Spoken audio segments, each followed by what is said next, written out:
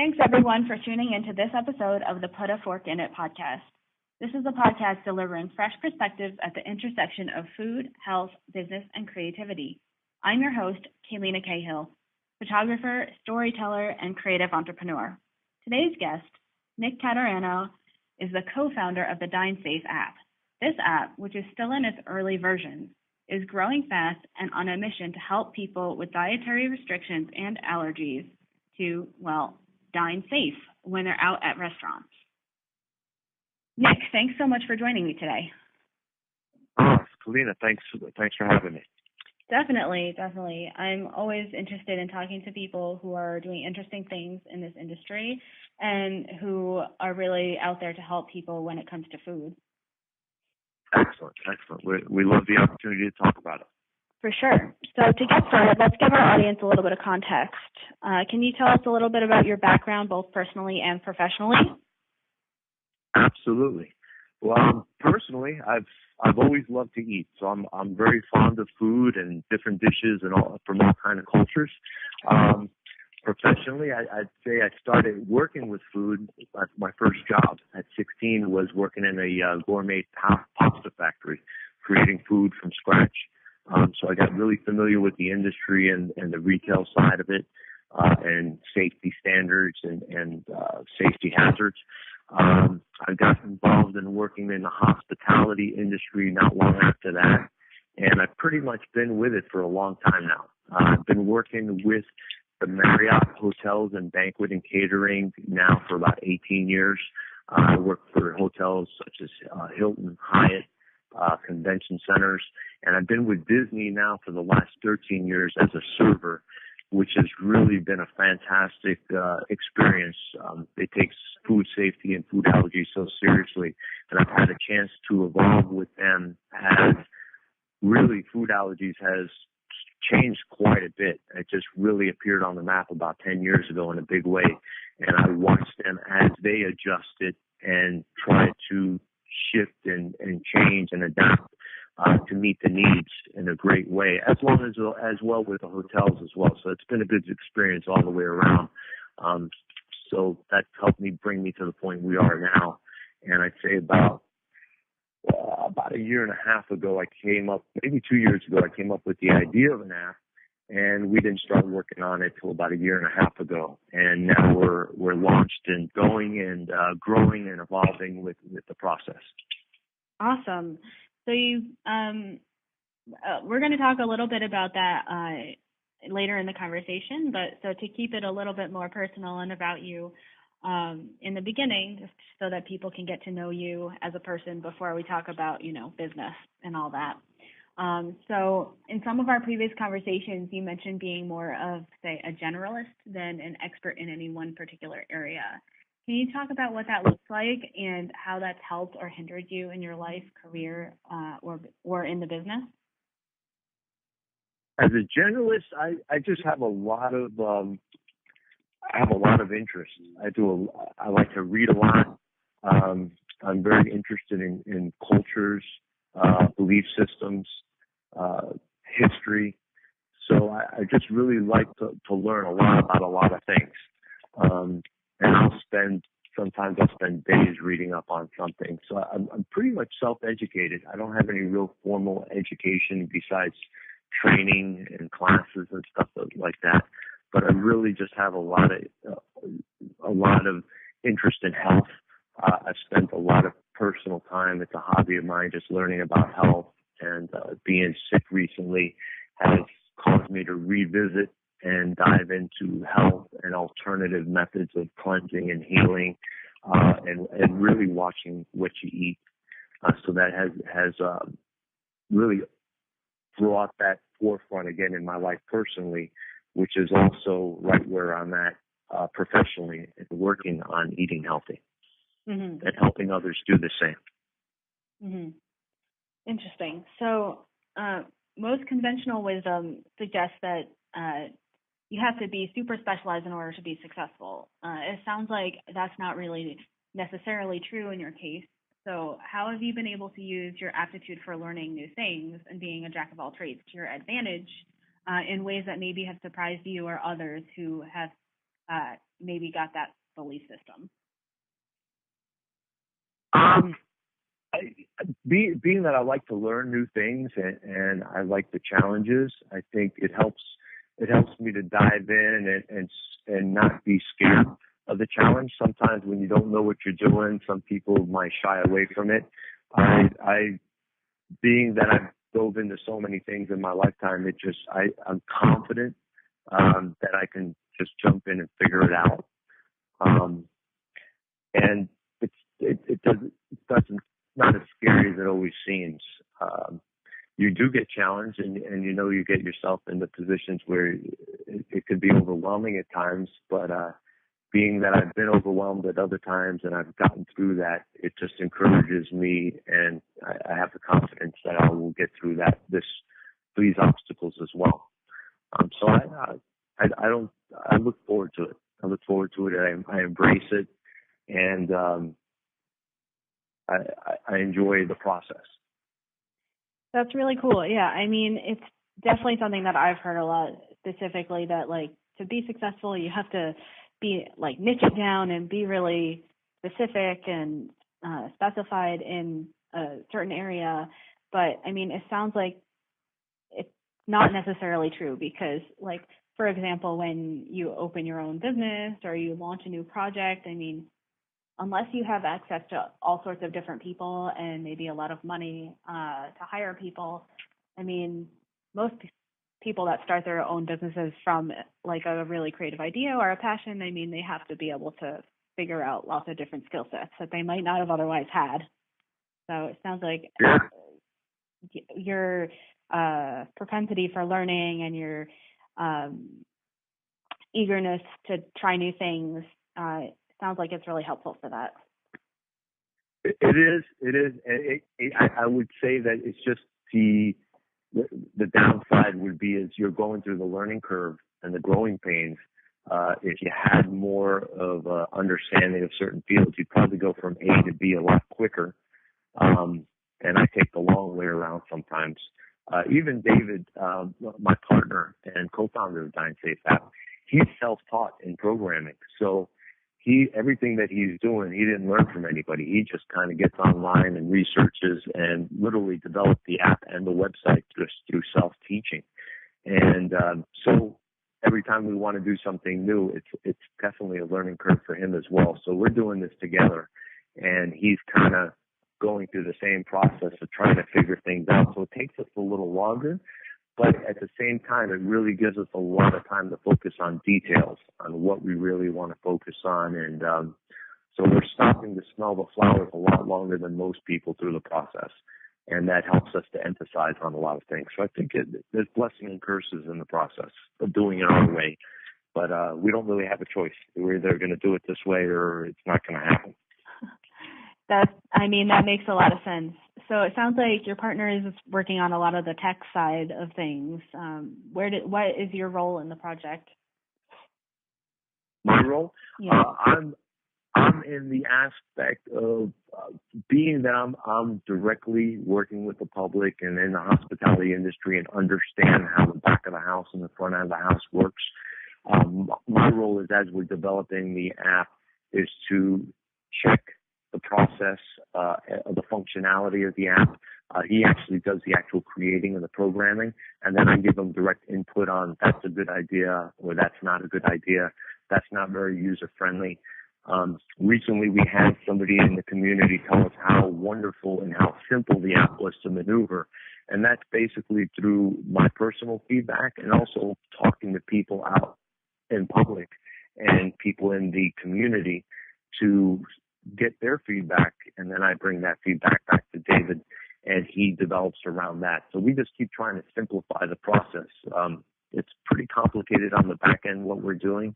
It's a lot different than anybody else has done. It's the cliche term is disruptive, but it's really simple for the restaurants and for the user to use, and we focus on that simplicity. Mm-hmm. So let's take it. What were you going to say? And I said also, besides that, every day running the business, communications, reaching out in PR, social media. So I'm the guy doing all that stuff. I'm literally the front of the house when it comes to dealing with the app business, and David's the back of the house, working everything on the back end. Okay, cool. That makes sense. So let's take a step back and just in a little bit more detail, tell our audience what exactly the app is, what it's for, how it works, things like that. Well, okay. The app grew out of me working at the restaurant, watching as the food needs and the food allergies literally seem to go from zero, even though through the years we've had certain cases of food allergies. But about 10 years ago, I noticed the number creeping up. I could be in a 5-hour shift and not see a food allergy for months, if not, 6 months at a time. And then it got to the point where I could be in a 5-hour shift and see 10 food allergies and 15 food allergies. So the numbers started to grow. It seemed almost out of nowhere. And then I watched the restaurants, I watched the hotels, I watched the banquet staff, kitchen staff start scrambling to meet those needs. So it was a learning curve for everybody. And I saw kind of chaos ensue sometimes, and chefs running all over the restaurant and people in the back end figuring it out. And I also witnessed potential mistakes a lot of times. Chefs stepping in, ingredients changing, food processors changing their ingredients. All those things became a little complicated. So the app I started coming up with the idea with the app where there was all this information could be inputted into an app, and not that the staff themselves would have accurate information, and somebody would take charge, because I knew the head chef knew all the information as an ingredients changed and foods that they ordered changed. The head chef always knew, but if somebody came in or a new chef stepped in to a new location, all of a sudden it was a total learning curve. And if they were at the end of their shift and they worked a lot of hours, there were mistakes that were potentially being made. So the app was literally created as a tool for them. I thought about it in my mind as a tool for them.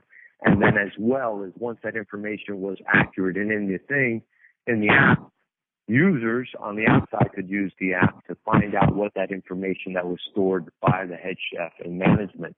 And that's where the idea kind of grew out of. So how does the app actually work?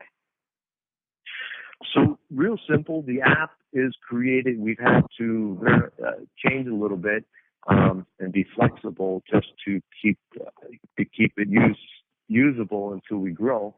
But pretty much the main concept is the app on the back end is created as a tool for the restaurants. The restaurants sign up, they create an account, they enter in their menus and all the allergen information in the menus. Yesterday I had a bakery who shied away. They said they were going to turn down getting involved because all their ingredients in their food items were proprietary. And then when I explained that we don't want to know all your ingredients, we only want to know what allergens they may or may not contain, and then they were all about it. They signed on. And what we had done, restaurants can track just the top 8. It's a minimum of the top 8, but they could track just the top 8 allergens, and they could track at up to 33. So we're scalable and sustainable. Also, we have 11 dietary preferences, be it vegan, vegetarian, non-GMO, kosher, paleo, stuff like that. And once they enter in all that information, a user just signs on. They enter in their allergens, be it if it's 1 allergen or if it's 10 allergens, they enter it in. And then the app creates instant menus. So when they find the restaurant in the app that they would like to dine at, they just click on their menus and instantly they can filter everything. Safe, not safe, caution, which caution would be if you go to a pizzeria that has gluten-free options or gluten-free dough. Their pizza may have the pizza on the main menu has gluten, but you can order it without gluten. So that would be your caution. And then the unknowns would be if a restaurant is only tracking the top 8, but you have an allergen or an allergy that's out of the top 8, then it will let you know that it's unknown and that particular restaurant is not tracking your particular food needs. So you have to really consider not going there or communicating verbally what your needs are. So it helps you in that way as well. And so where are you guys at with the app? I know you mentioned like about a year and a half ago you kind of started the whole process of putting it together and launching and everything. So like how many times have you like updated it and how many users do you have and like give me a picture of what it is right now. I'd say we got between Apple and Android, we're probably in the 6,000 to 8,000 range of users that have signed on. We found early on we were having a lot of problems because the app was created for restaurants to literally sign on and create accounts, and because of that, we're such a new idea and new process that many restaurants, people were downloading our app in the Midwest and there's no restaurants in their area. So they were writing us saying, we love the app, but there's no restaurants, and they, they're creating more space on their phone and deleting the app. So we had to find a way to make it useful for people everywhere. So we started entering public information for a lot of the franchises. So on our app, you'll see Subway and Chili's and Fridays and stuff like that that's available all over the country. And so we enter in the public information that's available for them, but it's different than our vision that we want for the restaurant themselves to take control of the app. But in the meantime, it helps the app to be usable. And we're aware that there's issues with cross-contamination with a lot of these franchises and stuff. So all those warnings are up. But I have a lot of feedback from those in the community that there are those franchises in those areas that have done a great job for them, and they're aware. We warn everybody in the app to always alert their servers and let the establishment know. So people are able to start using the app in that respect. We also added one of the updates. We're probably up to about 5 or 6 updates at this point from the inception of, So we're up to a lot of updates. A lot of those updates weren't major changes, but they were tweaks in making the app usable.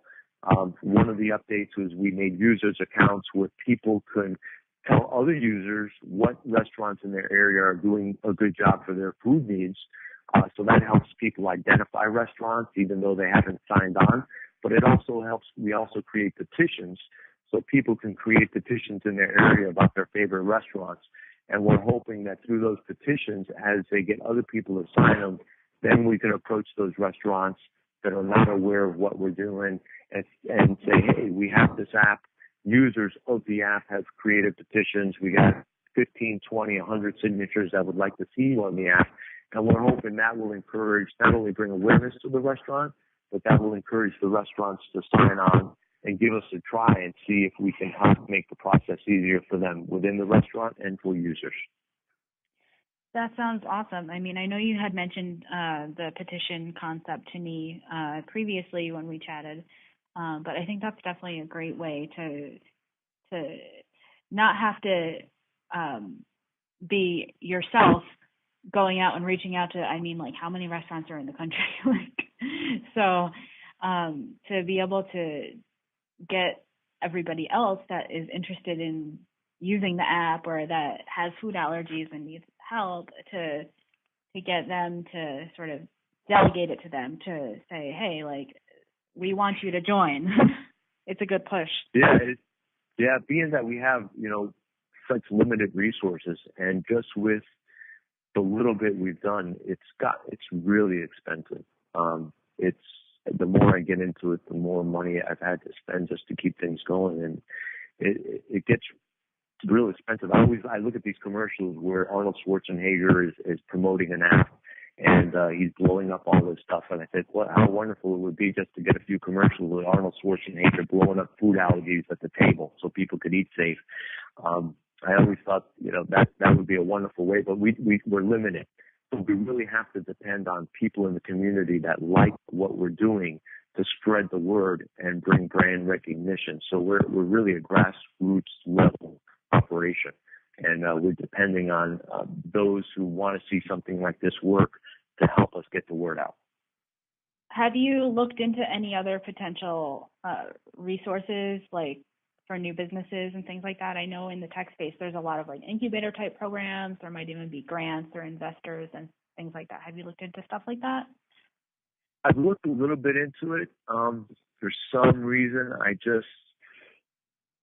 actually went to a business resource center and I didn't feel it was the path for us. I saw the input. One of the main things that kept drilling me on is how are you going to monetize it? And when I said, well, we're not really worried about monetizing. We're worried about bringing this idea to market and seeing it work. And we'll worry about making money later if it makes money. And that answer didn't excite anybody. People want a concrete, how are you going to monetize it? I'm confident, do what you love and the money will come. I really believe in that. I've done that in several things in my life. Going back to you guys personally, I've had several projects, just little businesses, and the money came, and I made a living out of it, and I was comfortable with it. But going to these incubators, they just want to understand, well, where's the money stream going to come from? And I don't have a real answer. I have theories. I have possibilities through analytics, through upgraded services. But I'm not even worried about it. And that's not a popular thing when you go to an incubator and they want to see the money stream. That's been my experience so far. I could be wrong. I haven't discovered or ventured, but the limited opportunities I did in talking with them, I just kind of shied away because it seemed to be money was the issue. And I said, well, I'll come back at a later date when we've gotten to that point. Mm-hmm. Yeah, that makes sense. I mean, everybody has to come in at the right time. And also, it's possible that the place that you went wasn't really the right place for you. I mean, I know, for example, like on my last episode of this podcast, I was talking to a woman named Ashley who is in even earlier stages of her app than where you are, because her app isn't even launched yet. But she was telling me about the incubator program that she's doing and how it's helping her to figure out the business side of it. It's not just about like going there and saying, I already have this plan of how I'm going to monetize it, but they're actually there to assist her in figuring that out. So and I actually listened to that podcast, and I was really it was good. It was good information for me as well to think about, and so it was great to listen to it. And I guess I'm really, there's a creative side to me, and I don't want anybody to hinder me with money facts right now. I mean, I don't think investors want to hear that, but I really want to focus on the creativity of what we're doing and the problem solving of what we're doing. And I just have confidence that if it's meant to be, it'll work out and financially. But I don't want anybody hindering me, beating me over the head with where's the money coming from. Mm-hmm. Yeah. Yeah, I mean, that makes sense. And I think everything has a time and place. And I mean, I hate to sound so cliche with the, it will, if it's meant to be, it will be kind of thing. But I mean, I think that I was going to say I believe in that. So that's cliche is good. Sometimes cliche is exactly it. Yeah. Yeah. I mean, and I was going to say, so it's, yeah, I mean, even if it is a cliche, but it's something that there is a real market need for something like this. And so the fact that you're not necessarily sure how you'll monetize it yet, I mean, it's okay, I think, because it's still pretty early. I mean, but eventually you'll get to a point where it's too expensive to keep maintaining that you'll have to decide, okay, now it's time. It's really time to cross that bridge. Yeah, and when that pressure comes, yeah, we'll cross that bridge. And we're probably not too far away from it, honestly. But, yeah, I've thought about it many times, but I just keep we're staying the course at the moment. We'll just see how it turns out. Yeah. I mean, but so not to push too hard, but what are some of the ideas that you've had in terms of how to monetize? I mean, just to give some clue, I mean, not so much necessarily that people listening to this would become users or necessarily, I mean, maybe they will, hopefully they will. But in terms of like other people listening that have an idea for an app and they're just starting the phase of how do you monetize in tech? I mean, because it's still a giant experiment for everyone involved. So what ideas have you had? Well, just looking in the tech field in general, information is really valuable. Being that not only food allergies are exploding, food preferences. You have vegetarian at all-time highs. You have veganism. It's an ism now, and it's growing exponentially. And so many restaurants are having to cater to that. Not only that, we're seeing nutritionals, which is also something we're going to be adding to the app not too long from now. All the nutritional information is going to start going into the app. People are coming into restaurants and establishment worried about low sodium, low sugar, low fat. So people in general, the healthy food movement in general is kind of growing. People are becoming more health conscious and more aware. When I became a vegetarian, 27 years ago, food options for vegetarians were limited. You didn't really have much. But now it's everywhere. So people are learning about food. So that information and analytics, I've had restaurants contact me and ask me, we're starting a new menu and we want to know how do we make an allergy-friendly dietary preference menu so that we can cater to everybody and deal with these food needs that are just growing. So I think that information is going to be very valuable, and just anonymously mining that data on what menu items are popular, what people are clicking on with their particular food needs, what peanut-free dishes, what dairy-free dishes, what vegan dishes are more popular. I think that will help the industry in general, save a lot of time and be efficient with their resources, and to not have to experiment as much as what dishes will sell or won't sell. We can help them, and we can do that regionally. We can do that nationally. We can do that in a lot of different regions locally. So I think that's one of the big ways that you can monetize gathering that information. Another thing is just creating upgraded user accounts for restaurants where that information is available to them, or they can do a lot more with their user accounts. And another way we thought about it is actually taking and managing restaurant accounts. I found that a lot of larger restaurant chains, and talking to people in the industry that help them with nutritionals, they manage accounts for these restaurants. So we could also manage their accounts and keeping their menus and their ingredients up to date. So those are all the different ideas we've played with. We've also looked at encouraging donations and fundraising. But that hasn't gone the way we hoped. We figured if people really liked the idea, if everybody donated $1, it would really help us quite a bit. But up to now, because we don't make it obvious or we don't push it, it doesn't seem people have just kind of done that on their own. Yeah. Those are a few of the ideas. Yeah, I mean, some of those ideas are definitely interesting. I mean, the analytics is definitely a pretty clear one, because, I mean, information is power, basically, and especially since everything can be tracked, basically. I mean, that's a whole nother conversation about privacy and whether we want information about ourselves to be kept and whatever. But I mean, it's another conversation altogether. But in general, I mean, like the concept makes a lot of sense because it's there and it's easy to do. Yeah, and I would add to that, I am a big believer in privacy, and we actually have done a lot of things to as we're developing the app to make sure people keep their privacy, and we would never gather, just consciously, we could never gather personal data and kind of exploit that. I'm totally against that. So we're definitely believers, just for the record, in privacy. And if we gathered analytics, we just want general basics, what people like to eat, and just raw blind data.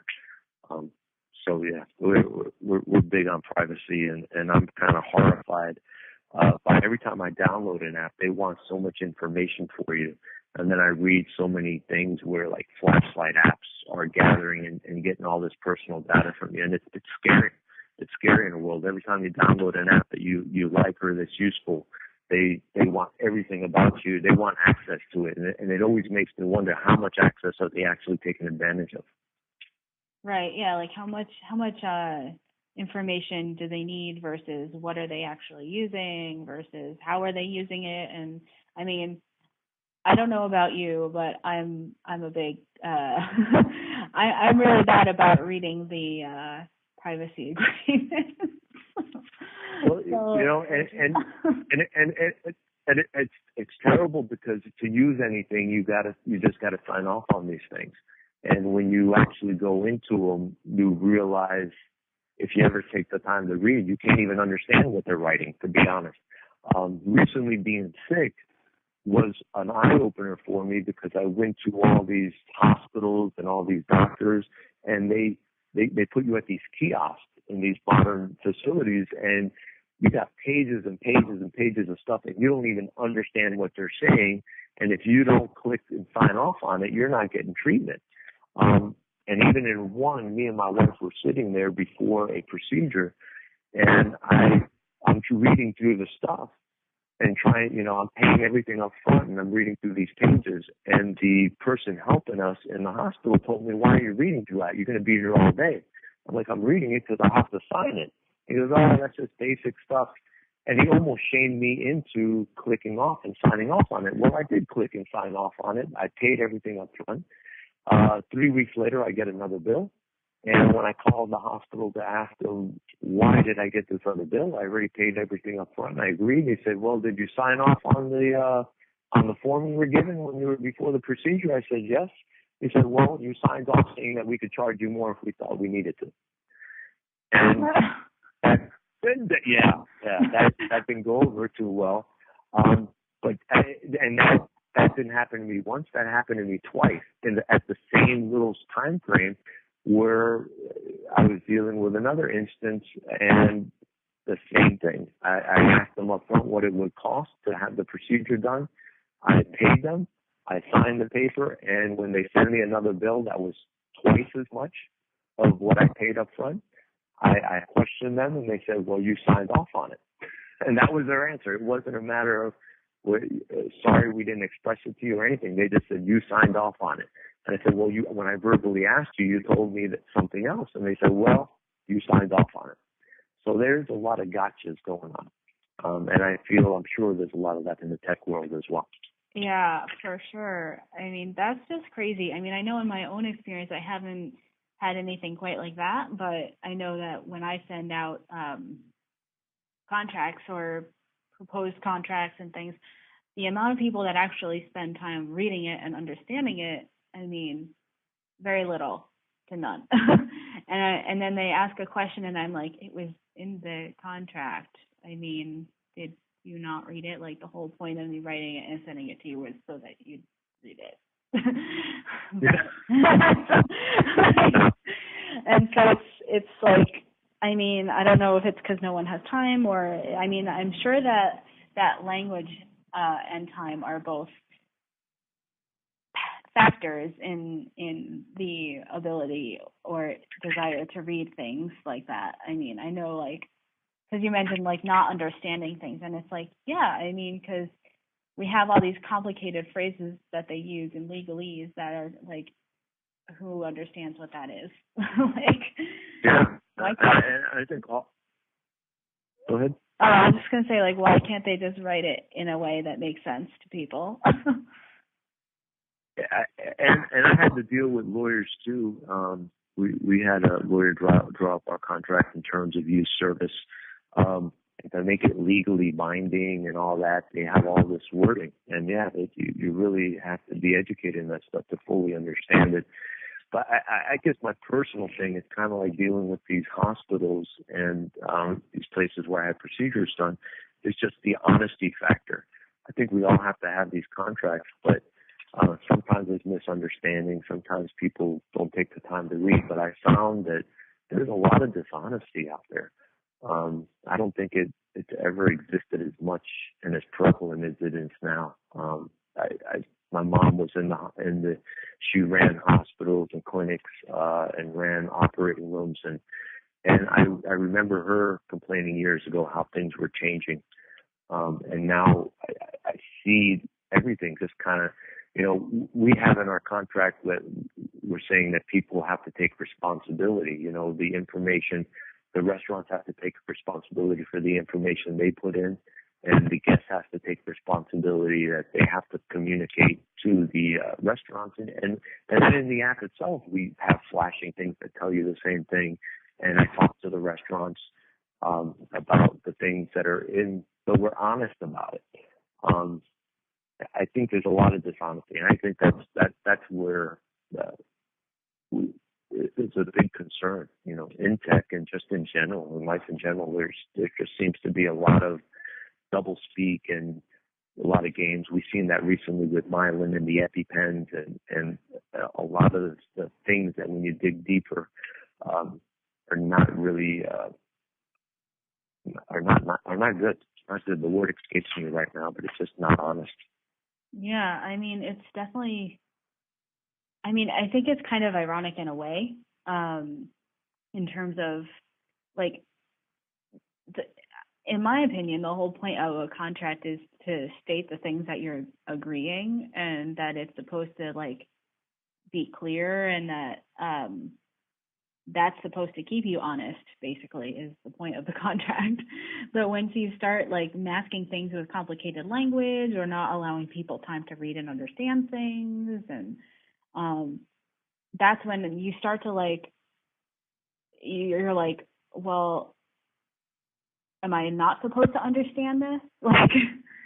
Am I not supposed to understand what I'm agreeing to? It just kind of gives more of a reason to be kind of iffy about the whole situation. Yeah, and I think people are becoming masters of that. We see it all around us, and not to get into politics and everything, but I'm a student. I'm an armchair student of politics. It just seems that just seems to be the tune of the day. Is everybody learns how to manipulate things a little bit better, and now I feel like it's out of control. It just seems to be business as usual, and I have no idea what it's going to take to change it. But we're working hard. Integrity is a big deal to us, and we'll live and die by that. We're trying to do the right thing. Well, that's good. It's good to hear that there's someone out there other than me that believes in integrity and practices it. So I'm not going to open that can of worms with the politics, but because that could go on and on. But you mentioned something I did want to touch upon. So I had been looking through, in preparation for this interview, looking through the social media for the Dinesafe app and things that you've shared to see what's kind of going on. And I did see some posts about the EpiPen thing. So can you tell me about what's happening with what happened and what that's about? Well, the EpiPen thing was really, it's so multi-layered. It's really, and I do have on my post some really good write-ups about it. What was sad is basically EpiPen is the brand. Myelin actually bought the rights from Pfizer, but if you go deeper back into it, it was tax dollars. We basically, as a country, paid for the discovery and the creation of ephedrine, the actual medicine that goes into these pens. Somehow, through the process, through lobbying, we owned it.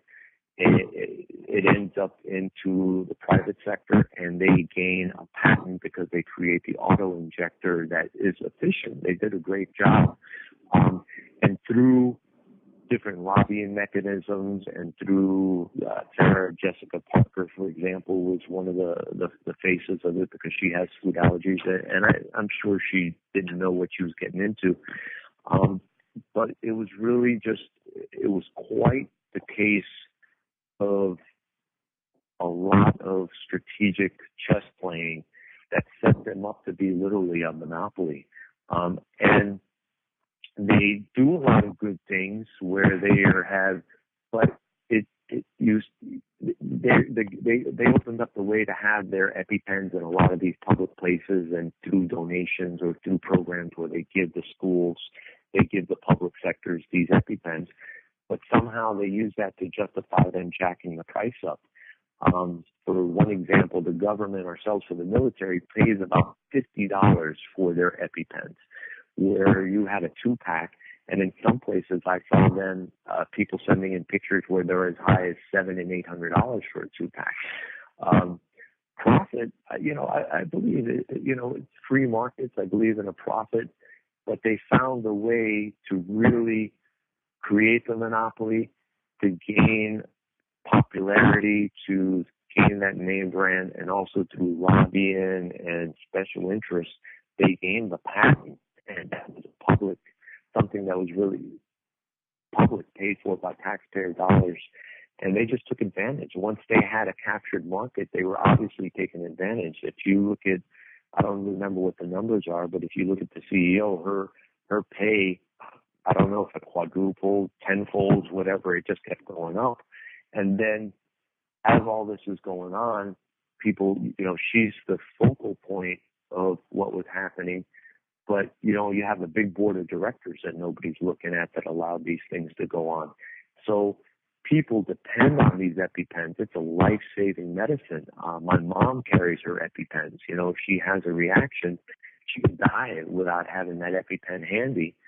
And now that they got a captured market, the prices just are going out of reach. There's so many people that just don't have the money. And I know they have coupons, and it just seems to be another fancy way of keeping the prices high. And what happens after they just totally have a capture on market and they decide no more coupons, no more anything, you just gotta pawn everything you got to go get a few EpiPens, and then they expire, so you gotta buy them every year. So that, there's so many factors and so many layers and levels to the story. But at the end of the day, it really just seems an abuse of the monopoly they had, rather than just kind of appreciating their position in the market and being grateful for the market share and the money they made and taking that brand loyalty and rewarding them. It just seemed they took advantage of it and they found ways to exploit it. And I think that's the problem with a lot of industries today. They, rather than just kind of appreciating, I feel like, everybody's making money. They're employing a lot of people. Your CEOs are making a decent profit, arguably too much money, and that's not enough. It just seems to be we want more and more and more. Your shareholders want more. Everybody wants more, and I think that's just a microcosm of so much that's going on. So in a nutshell, there's a really good article. You could probably find it on my Facebook page or Twitter page, and I could repost it, that really covered it in depth within 2 pages. But it's really sad. It's a sad how these things happen, and sad how people can take advantage of a life and death situations and just feel good about it. Yeah, for sure. I mean, that's the ethics on that are very off-putting. Yeah, and what was interesting, as I was posting things about it, you had people in the food allergy community that were scared because they were worried that the good that they're doing in the community by donating their EpiPens and stuff, they're going to take all this away from us. And they were kind of pleading with me, don't say nothing about them, because what if they take that away from us? And that's the bigger picture. They got us scared. They create this system through a lot of chess playing, through a lot of lobbying, through a lot of maneuvering, and then they create that they're the only ones. And now you got to be scared for your life that they're going to take away everything that they're giving you while they're, excuse my language, they're sticking, well, I won't even use the bad word, but they're sticking it to you on the back end. And now that they control you, they're obviously not worried about what's fair or in their best interest, because they're taking advantage at greater and greater levels. And they have you scared for your life on the other end, that they're going to take away the little bit they're giving you. And that's really sad. That's really sad. People are being hemmed in to just be quiet and take it. And I'm scared to live that way. I'm scared that we're coming to a place where that many people are scared to and living that way. Something's wrong with that. Definitely. And I mean, I think that that's a normal response to be afraid. Like, oh, if we pipe up about it, then they'll take away the little things that we have. And I really need that EpiPen because, like, say I'm really allergic to nuts, and you can't go anywhere and there's no nuts, except maybe in elementary school, right? Like, it's everywhere. So, yeah. But I mean, I think the important thing to do is really to actually keep talking about it, because even though that fear is legitimate, the only way that they're going to even be able to see that, I mean, if they can be changed, the only way that they're going to be able to be changed is by people talking about it and either shaming them into changing or, enlightening them to the fact that this isn't okay, basically. And the only way to do that is to talk about it, really. Yeah, and I agree, but I fear that the news cycles happen so fast, and while it was really in public consciousness, nobody can afford to pay attention for too long anymore because there's so many things coming out on a constant basis, and the spotlight takes off, and I have watched, just being in my armchair, watching all these events and stuff, that people go back to business as usual and nobody can do anything about it. And on the other end, I posted something where there was a doctor who came up with a version of EpiPen that was manageable and would be cheap, extremely cheap. But the problem is it's going to take millions of dollars to get it approved. And by the time they spend that millions of dollars, he said it would take 2 to 3 years to get it to market. So they have gone so far ahead of the pack that just to get us a solution that's comparable, you got to have millions of dollars, and you got to have, and I understand FDA approvals are important because you can have every anybody with an idea or anybody, just put anything out there and it either doesn't work or it's harmful or it could be dangerous. But at the same time, there's got to be a quicker way to do these things. And in cases like this, it shouldn't take 2 or 3 years to get an alternative or a competitor to market. And it shouldn't take millions of dollars because now you're classing it out of the common man's ability to do these things. And so it's complicated, and it's unfortunate. A lot of the complications, I guess, are born out of necessity, but a lot of things have to be rethought and restructured. Yeah, I mean, that sounds like a serious problem. And I mean, I agree in terms of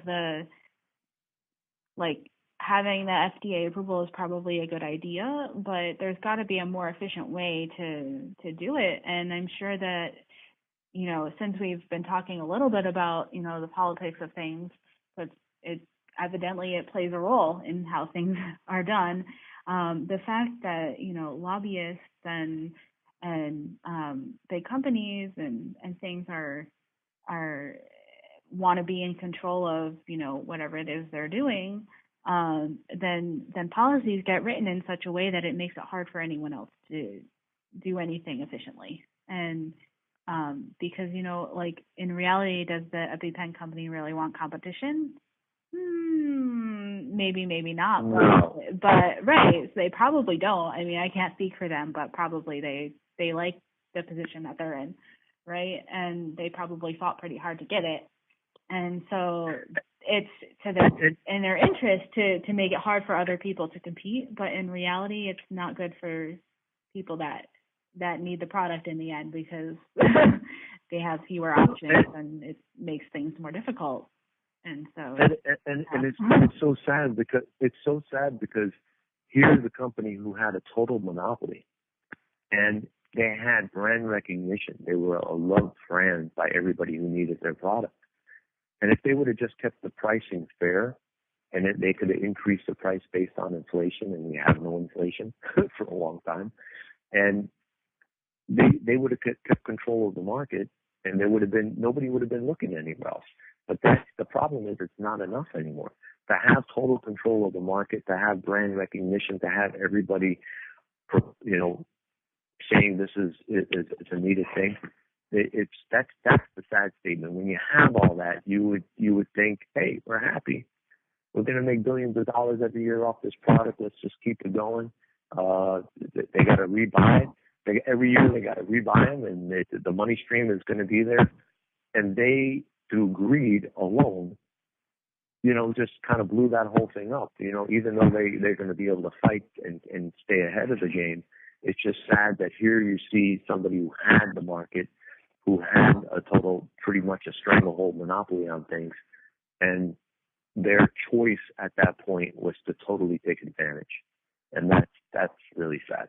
That's really sad. Yeah. I mean, it's like, what do you do next once you have the entire market share and you're already profitable and you have it all? What do you do? What's next? Yeah. How do you grow? How do you grow? What's next? More. Right. More. And the CEO went from, I think her base pay at the beginning was $2.8 million, and then it was up to almost $15 million, something like that.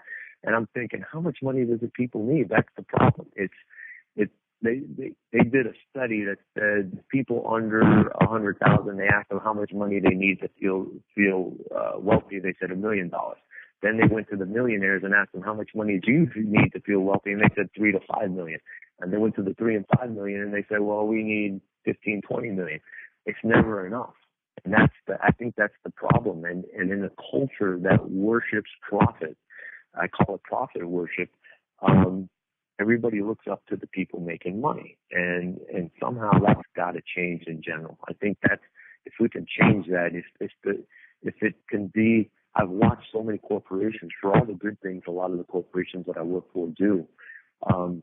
I see a lot of penny pinching, and the things that have made their brands great are the very things they're tearing down because they're squeezing nickels and dimes, and the little things are being overlooked. And it's sad.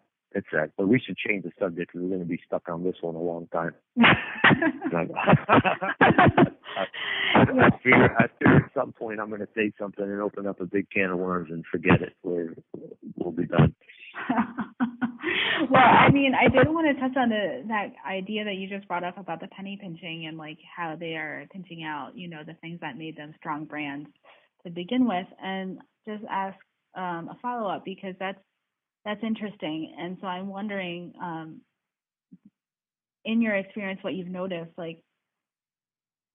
how have they justified it, or has it been necessary to cut things, or they just did it so that they can make the profits more because of external pressure? Or, I mean, was there any, was it legitimate to cut out some of those things, or was it basically just to, I would say to a certain degree all of the above, but at the end of the day, it's about squeezing more money out of things. It's having a good thing and going, wow, this is really going well. How can we make more money at it? And at some point, it stops really making sense for the guest. It stops making sense for the users. It's okay to squeeze, but at some point you're making so much money. It seems like it never stops. The squeezing never stops because you have a good product and you have a good thing, and there's only so much you could cut out before it's no longer the same thing. I remember years ago when we used to go to Vegas, for example, and you get the free steak and lobster dinners and the free buffets, and they give you free hotels, and then they realized there was a popular attraction, and they started taking these things away. And then they realized it was a popular attraction, and if you went and you had your drink at the bar, it was $5, it was $6, it's $20 now. They realize if they have a captive audience, it's almost like Rome recreating itself, right? Rome, it became this great world power, but it was not enough, and it just, it's human nature. I guess it's human nature. I look at a case study that I'm paying attention to now with Uber.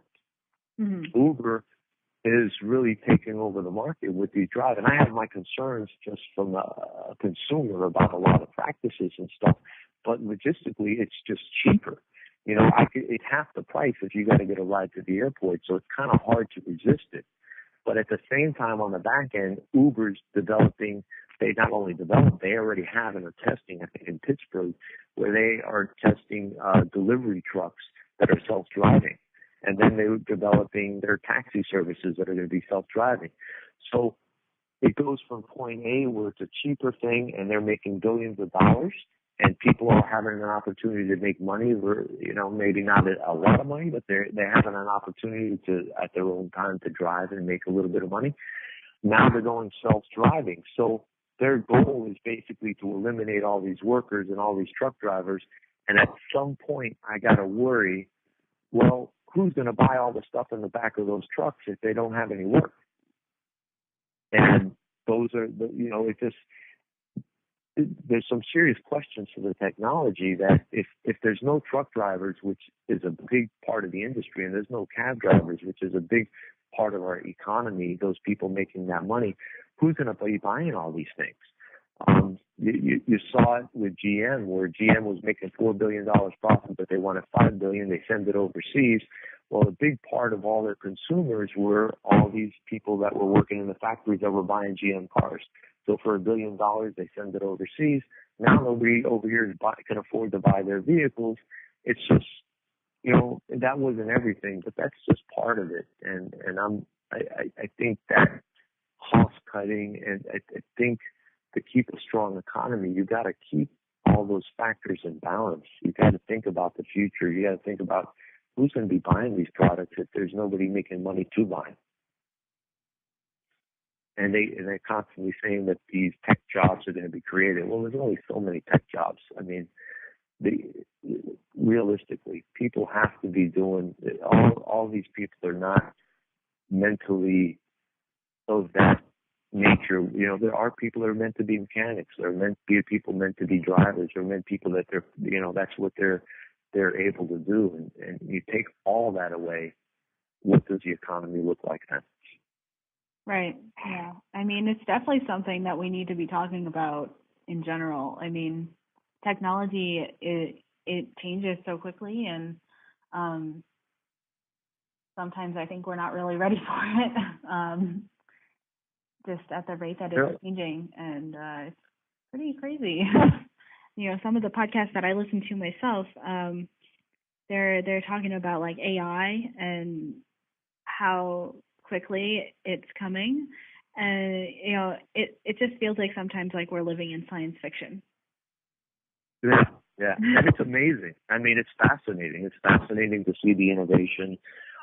They solve a lot of problems. I agree, but I'm fearful. I'm fearful for a lot of things because it's clear that human nature is not able to restrain itself on its own, and it's just, you know, you see it in the business world. I mean, I feel like some of these CEOs and some of these people, obviously we saw with the last meltdown, they're sociopaths, but they're in the business sector, and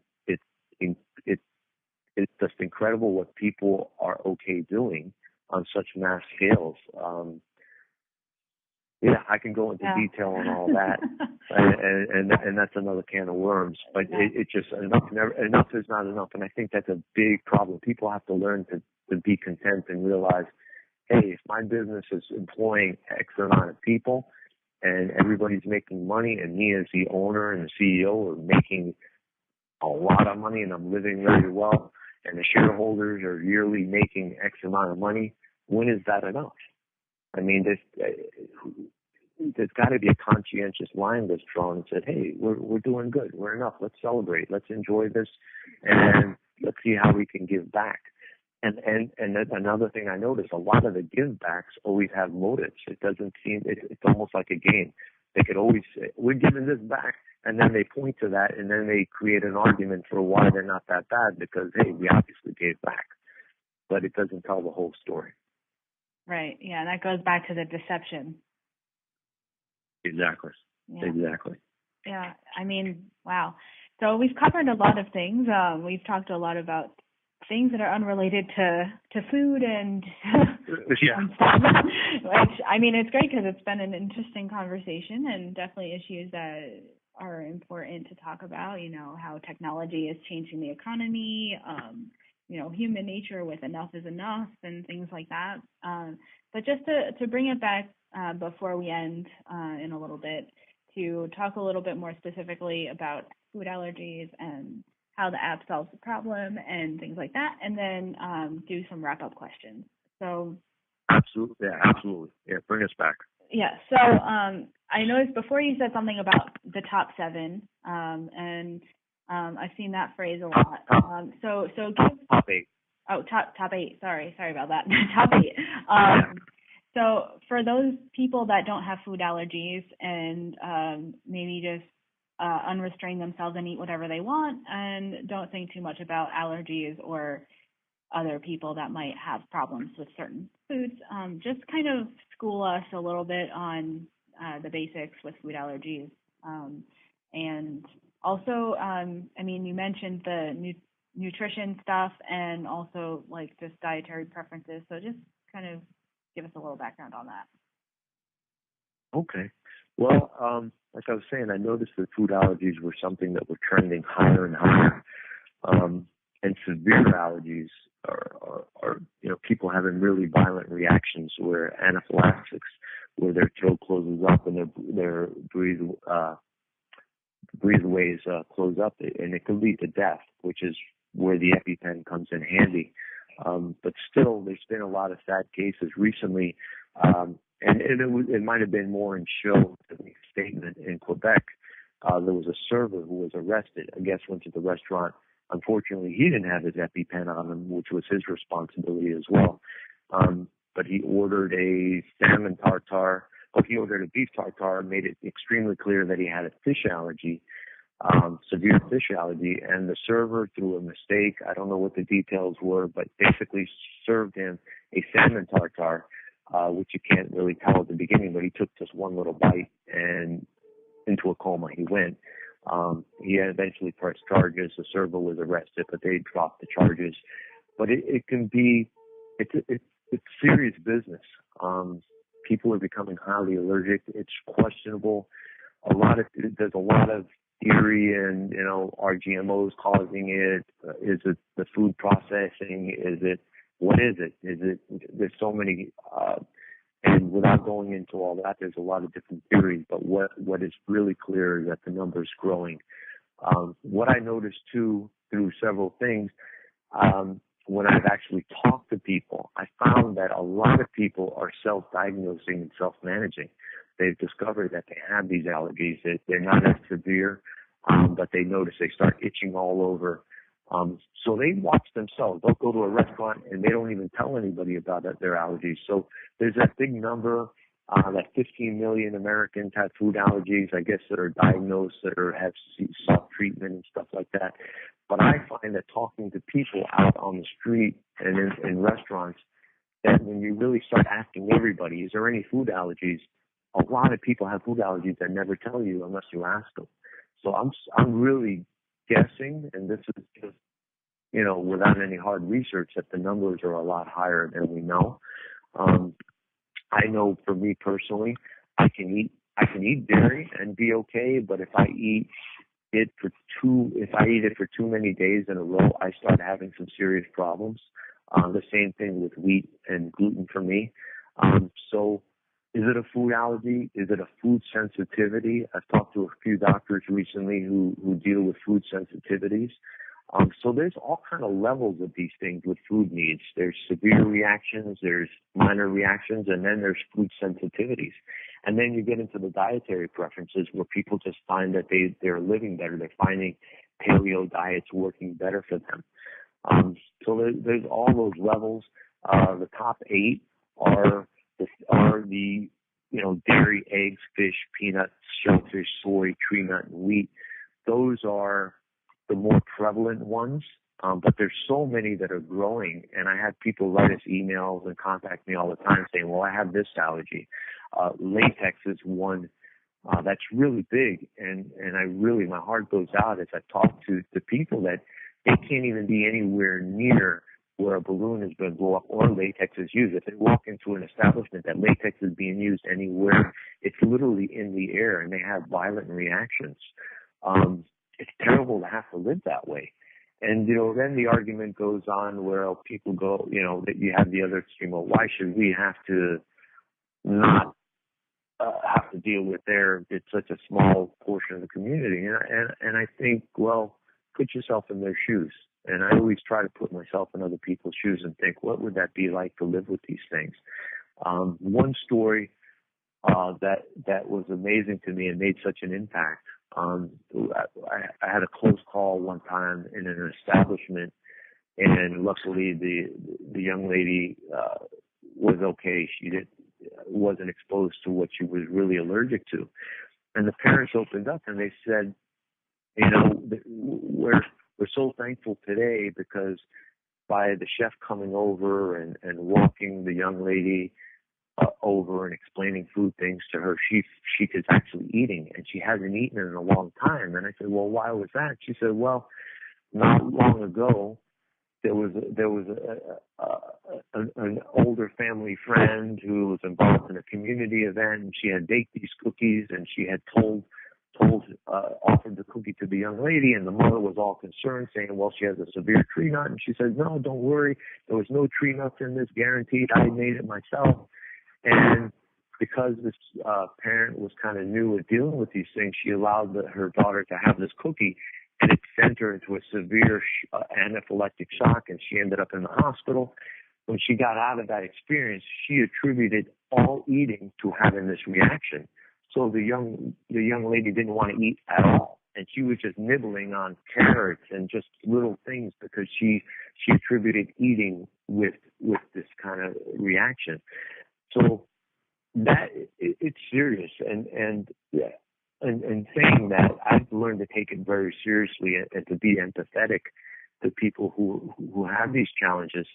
And one thing in the restaurant industry, you have a lot of people that call their preference a food allergy, and they so you have that other extreme where servers and restaurants they want to tend to take it not so seriously, because you have a lot of the people abusing, saying they have a food allergy because they just want to have a preference, rather than saying, please don't cook it without garlic or something. They embellish it, and that's not good for the cause. I've been to restaurants when I've come to talk about the app and what we're doing, where chefs themselves have kind of shocked me and said, we don't want any of those people here. We don't give a crap. I've used stronger language than that. I'd rather not have them here, so no, I'm not going to support it because I don't want to deal with it. And I think it's sad because we're in the hospitality industry. That's what it's about. And I think the Achilles heel for them is they're going to end up losing a lot of business because of that, because the numbers are growing. And if they don't evolve to cater and create systems, which are not that complicated really, they're going to find themselves losing a lot of business, because that one person with a food allergy might be bringing 10 people to your establishment. And there are research that shows that people with food allergies and food needs, when they find establishments that take care of them, they'll become brand loyal. And they come all the time, and they bring their families and their friends with them. So that's a big factor for thinking about why they should be catering, if for nothing else, for selfish reasons. I think genuinely a lot of people worry in the industry about liabilities, and that's a genuine concern. That even when you do everything right and accidents happen, what your liability is going to be. And so that's something that's being hashed out and worried about. When this server was arrested recently, it brought a lot of liability concerns to a lot of establishments, and it was in the news. I mean, it can be looked up. So all those kind of factors play in with the app, and with what's going on in the industry. And I know I talked a lot and I went down a path, but you can bring me back to the talking point if you want. No, that was great, because you touched on a couple other questions that I was going to ask, so I didn't even have to. Okay. I wanted to ask you about, the impact on restaurant owners, and, how it can affect or be a strategic move for businesses and things like that. But you answered that, so great. One other thing I wanted to ask about, which I didn't have in my questions that I came up with before, but you mentioned before something about cross-contamination. And I just wanted to touch upon that. And I mean, basically, how does a restaurant deal with something like that, prevent cross-contamination, and be able to cater to people that have severe allergies when, say, for example, maybe somebody's allergic to garlic. I didn't even know that could be possible until I met you, basically. Sure. And apparently it's more common than I would have realized. And so how to say an Italian restaurant who is basically their entire cooking is based on gluten and garlic and tomatoes, which are also another allergen apparently. How does someone that's running that cater to someone who is, say, allergic to garlic or gluten-free or, allergic to tomatoes?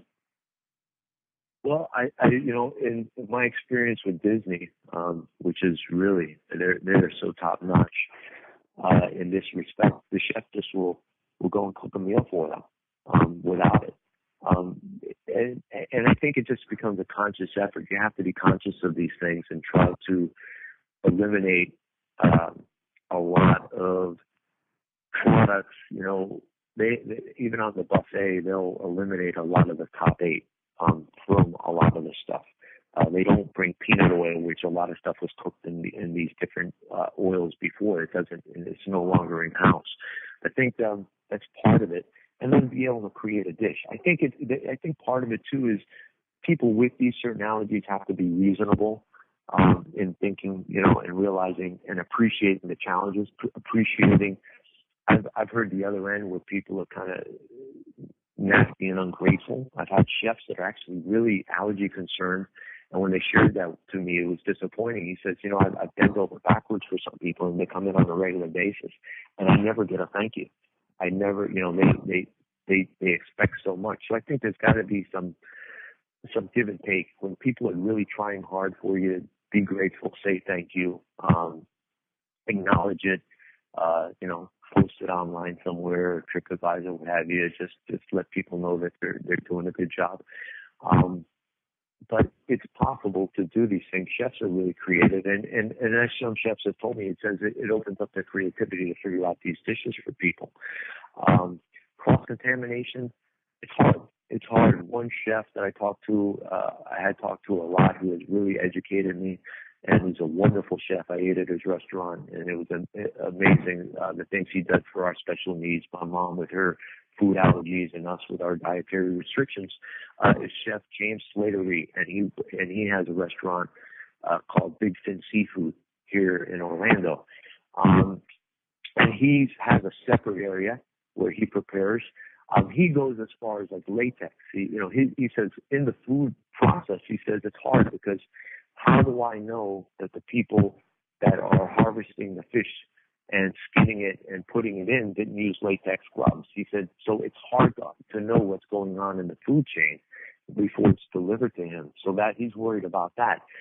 He says what he does for latex people, he says he asks them to call 2 days. He takes it so seriously. If they call him 2 days in advance, he goes through a whole thing where he strips everything in the kitchen, in the dish room, everything of latex, and he does away with it so that when the guests come in with a latex allergy, there's nothing even in the air. So he takes it to that extreme and takes it that seriously. He has separate fryers. People have asked me, well, what is this combination or that combination? I say, well, it's very difficult, and that's where the guest has to realize there's certain limitations for their particular needs. And I do find, too, that a lot of people with those needs are so they're so understanding. Most of the people with a lot of needs and unique needs are really understanding. And in the latex community, I hear a lot of empathy they have for other people understanding their plight. So, that's really nice and refreshing. But cross-contamination is just using clean utensils, using a separate prep area. There are small kitchens that I know that can be more of a challenge, but I know it can be done. I've seen it in a lot of establishments. They adjust and they just have separate areas. There are I did an interview for a food industry magazine recently, and they asked me how I felt, and what was going on in the food chain. But the industry itself is realizing that they have to start being more careful. And that's where the free markets, if somebody, there's a Food Labeling Act that came out a few years ago where they have to disclose certain allergens that are in the foods, and they have to be clear about it. They can't use all these, obscure names. They have to, give it the specific name, even if it has another name. You mean unlike sugar? Sorry to interrupt. Yeah. Unlike sugar, which has like 20 different names depending on the specific, if it's maltodextrin or inverse cane syrup or blah, blah, blah, just to hide the fact that there's sugar. And that goes back to the honesty thing, right? It's just they always say, some things are just honestly kind of have a different name, but they find so many ins around and so many ways to manipulate things, and in the end, they're just harming everybody. And it's, when the health industry is making money on people being sick, and it goes from a point of finding ways to cure and to do things to a point of it becomes lucrative. And then it comes to the point where it gets lucrative, then it starts to break down to, it's breaking down our society, our economy, and our nation. When's enough? It becomes so much part of the GDP, and it becomes so much part of Medicare, which is, and health costs, that it's out of control. It's out of control. So I'm sorry, I'm going off on a It's okay. You sort of wrapped up lots of our themes in a nice little bow there. A lot of loose ends, yeah. But I think it's definitely important where the food chain gets involved, and a lot of because the more forward-looking restaurants and establishments are realizing that they need to go this way, I think the free market will handle it. You have Good Life. I think Good Life Cookies or Living Good Cookies. The name escapes me right now, and they're doing a wonderful job. And they have a lot of great allergen-free products, and they taste great. I've tasted their cookies that are free of so many things, and they're creating great products. And those products are making it to market, and establishments are using them. So if everybody's honest about what they're doing in their products, and if they choose to, make these cross-contaminated, facilities or non-contaminated facilities, they're gonna gain market share. And there'll be others, people that could still survive in the market, but they're gonna have a harder time, I think, because it's just what's happening. It's just a reality of things. Mm-hmm.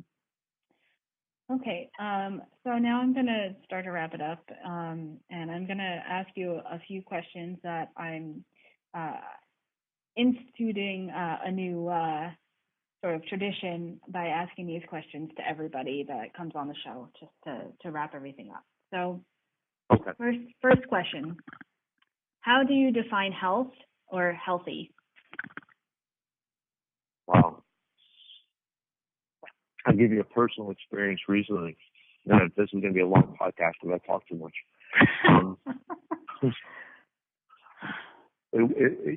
I've been working hard for years, and sometimes putting in 80. I put up to 100 hours, 120 hours in a week. As I got older, I find myself very fatigued. I was sweating a lot. I was running out of energy, and I started thinking I'm just getting older. And then I got to the point where I had to start slowing down. I'd spend days in bed trying to recuperate. And then I realized, okay, something's wrong with me. It's not the work. It's not my age. My cholesterol got high, and I got on cholesterol medicine, and I went through that, and that helped a little bit, but then still it just all kind of caught up to me. So I went through a big process, and I went through cleansings, and I started doing essential oils, and I started changing my diet even more. Even though I was kind of eating good, I had to cut out total fried foods and pizzas and things I loved. And as I went through this process, I found my energy levels coming back. And I found that I could all of a sudden, I felt like I was 10, 15 years younger. And I go to work and I'm working a banquet and I see somebody my age sweating and I thought he was going to have a heart attack. And I looked over at him and the first thing that came to my mind was, that was me 3-4 months ago. And I looked over, I said, "You okay?" He goes, "Yeah, it's just getting harder and harder for me to work." And I realized the difference between healthy and unhealthy. And he probably, doesn't do anything really unhealthy, but like me, I was at that point where I'm getting older and I had to change. Even things that when I was younger were okay, my body's changing, things in food are changing, what have you. I had to change things. And just having the energy level, I think, I define healthy and unhealthy for me as I have the energy level to do things. I'm not fatigued. I'm not feeling like I got to lay in bed all the time. I'm not feeling like I got to drink 5 espressos in a day to get through the day. And I've literally gotten off the cholesterol medicine. I'm on no medicine. Good job. I cut out espresso. Yeah. I cut out liquor and espresso. I grew up drinking espresso from the time I was a kid in my culture, and I do without it, and I feel so much better. I've limited sugar intake, so I need to do a better job at it. But I'm able now to go back to work in a 16-hour day, and I can get through it. I'm normally tired, but I'm not done. I'm not mentally just wiped out and in bed for a couple of days anymore. So I think a lot of people, they attribute getting old with medicine, and that's just part of getting old. And I think we're getting used to it, and we're telling ourselves these things, but it's not the case. I think with food sensitivities in general, a lot of things that you have in your diet are maybe not taking you fully down, but you'd be surprised at what you can eliminate from your diet that will make you feel so much better. And I hear so many people that get sick say, "Well, if I got to give up that, I'd rather die." And I'm like thinking, no, you really wouldn't. They don't realize that if they do change, they can feel so much better. And you see those T-shirts that nothing tastes as good as skinny feels. That one sticks out in my head. Well, nothing feels as good as healthy is, and anything is worth that price of being healthy. To be there for your family, to be there for yourself, to enjoy quality of life.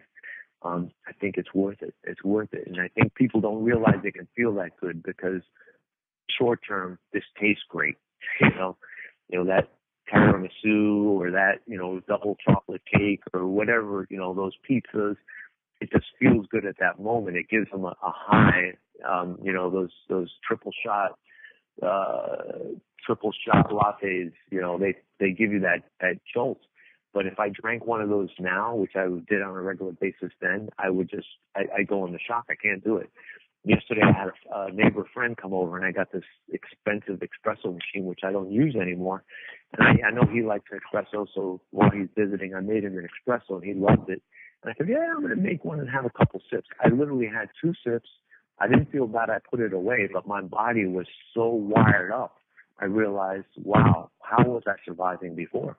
Drinking those things. I was totally draining my adrenals and my body. I was pushing it to a limit that it wasn't comfortable. And I have those energy levels now without doing it. So I think that's kind of my definition of being healthy. And I've seen the changes in a quick, in a 6-month period. I've seen it for me. And I had a lot of these aches and pains that were unexplainable everywhere. They've all gone. So it's amazing. That is a diet. Yeah. Congratulations. Diet. I mean, honestly, it's Thank you. Incredible. And next time we talk, we can go into more about that and how you were able to make those changes and the nitty gritty. I mean, because we've been talking for a long time now, so we don't have to open it now, but next time. Okay. Because I'm sure that would be interesting to people to hear about that kind of stuff. And if I could just add really quick, I'm not empathetic. There's a lot of people with chronic illnesses and, cancers and stuff there's no easy solutions for those. I'm fortunate. I am very fortunate. But you can make it better. And there's things you can do to participate, and you don't have to depend on just pharmaceuticals. But okay, I'll start on that. I'll stop on that. Don't worry. Okay, so just quickly, what do you see as the biggest issue facing our society as it relates to food and health? And then on the flip side, what is the most exciting thing going on in food and health? I think the dangerous to food and health is misinformation, kind of like politics. If people don't really tell you the truth, there are people in the industry that are making money from cheaper products or a lot of sugar or, stuff like that. And if people just give the truth on it, if people have the real information, then they can decide for themselves. I mean, that's what it's about. People, freedom of choice. Let the free, they talk about let the, free market economy decide. I feel like a lot of misinformation and in healthcare and food and all that stuff. Give people the honest facts. It's so hard for people to find out what's right and what's wrong anymore. I think what's exciting going on in health is just so people are waking up, and realizing it's important. It's important, even in laws. You see in Europe, they're having to disclose by law. They're having to disclose what allergens are in their food, the top 14. You're seeing people becoming more conscious and aware. I see it in all the industries I work that the training is going involved. You have to be trained in food allergies and food safety. Food safety is becoming a really big issue now. Seeing what happened in Chipotle recently. I don't know if we have all the answers, but you're seeing awareness. And, one thing, people, if you called off of work, you were sick, it was a no-no. You had to show up. But you're seeing now establishments encouraging you. If you're sick, stay home. We don't want you here because you're going to make everybody sick. So those are big deals. I think I was reading Chipotle now. If you're sick and you're vomiting, don't come to work and you're getting paid to stay home. Those are real big things. I hope other people don't take advantage of it, saying they're sick and they're not sick so they could stay home and get paid, because that would ruin a good thing.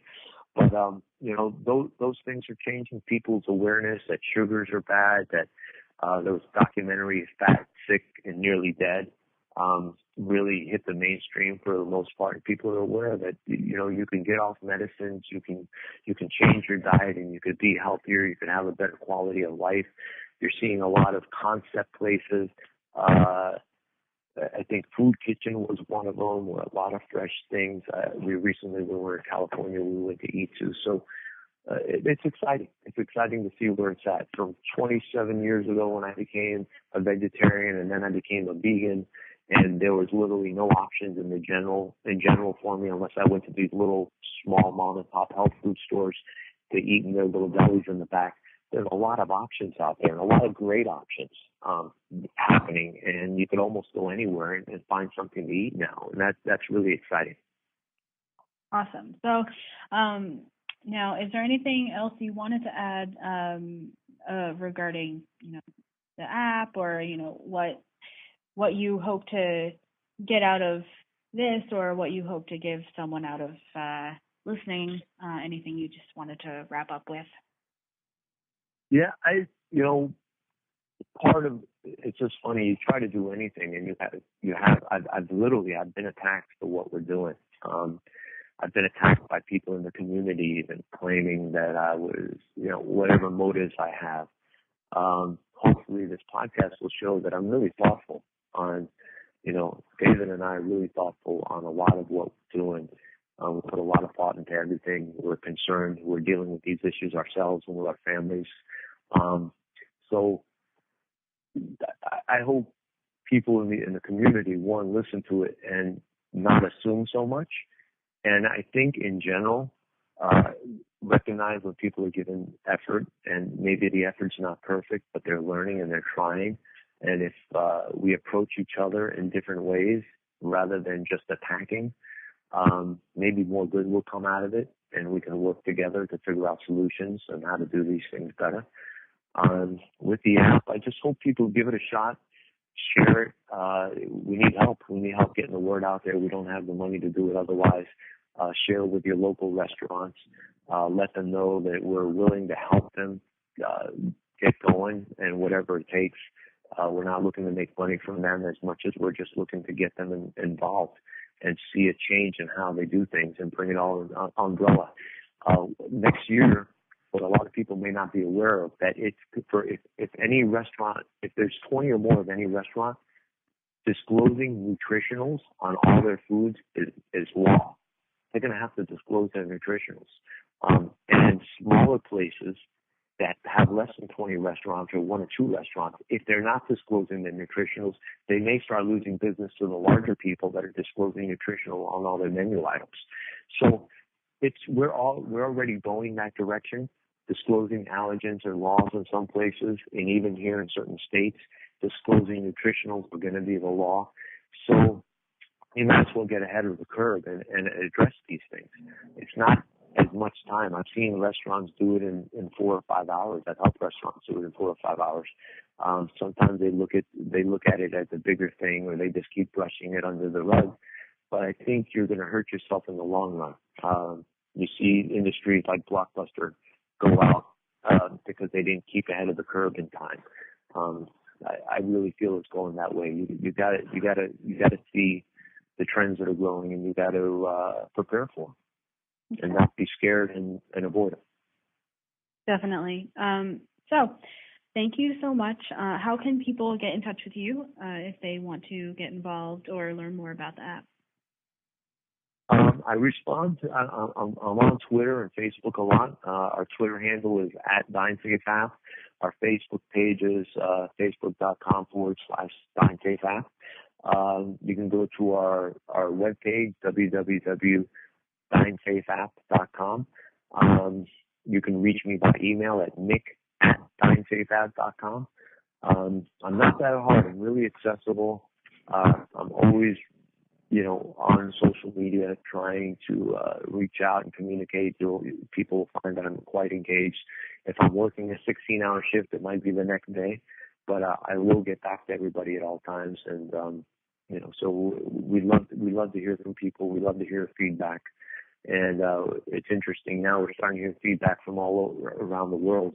I have a conference call in a little while with somebody in Barcelona wanting to start to bring the app to there in the UK. So we're excited at any chance to talk to anybody anytime about anything. And it is true because we met on Twitter, so So if anybody out there listening to this thinking that, I should really email him, but he probably won't respond, or, he won't be interested in blah, blah, blah. No, just give it a try because, we met on Twitter, and this interview was even arranged via Twitter. So exactly. Do it. Awesome. So thanks so much to Nick for joining us on the podcast today. He's the co-founder of the Dinesafe app. It's an app that helps people and their families that are dealing with food allergies and different food preferences, help them find restaurants to enjoy together so that everybody can enjoy it and leave happy, healthy, and safe. It was really great to chat with you and hear more about the app and everything else that we discussed too. We went on a lot of tangents, but it was really, really insightful information and great to hear different ideas. Well, thanks. Well, thank you, Kalina. Thanks for the opportunity. Yeah, it was great conversation. I love to talk about all these things. So thank you for the patience to listen to it all, and thank you for doing what you're doing. I look forward to sharing it with everybody, and I look forward to listening to more of your podcasts as well. Awesome. Thanks so much. So I'm sure the listeners are going to get a lot from hearing about your experiences and the ideas that we talked about, even the deeper ones like honesty and deception and the free market and all that kind of stuff. So I hope they're able to find some tangible information and inspiration to create their own visions from this. And thanks to them for tuning in to this episode of the Put a Fork in It podcast. It's the podcast that offers a fresh perspective at the intersection of food, health, business, and creativity. And we look forward to sharing future episodes and interviewing more interesting people. If you have any feedback or suggestions on what you'd like to hear on this show, or you'd be interested in becoming a sponsor of the show, you can email me at Kaylina@putaforkinitpodcast.com. That's Kaylina, Caylena, @putaforkinitpodcast.com. And don't forget to check out the episode notes, links, and leave comments over at putaforkinitpodcast.com. And subscribe on your favorite podcasting app like iTunes, Stitcher, or any other one where you can get podcasts. And if you love the podcast and want to support, please share it with a friend or donate on patreon.com/putaforkinit. And of course, make it a delicious day.